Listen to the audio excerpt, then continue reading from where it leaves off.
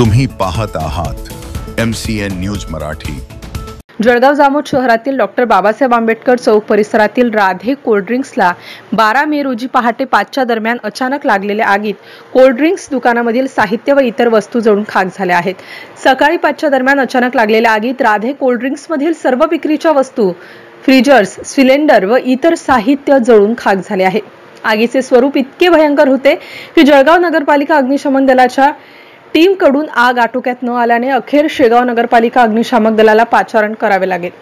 अखेर 7:30 ते 8च्या दरम्यान आगीवर नियंत्रण करण्यात आले, परंतु तोपर्यंत दुकानामधील सर्व साहित्य आणि वस्तू जळून खाक झाल्या होत्या। राधे कोल्ड्रिंक्सचे मालक जोशी यांचे लाखो रुपयांचे नुकसान झाले असून आगीचे कारण अद्यापही समजले नाही। MCN न्यूज मराठीकरिता अर्शद इक्बाल, जळगाव।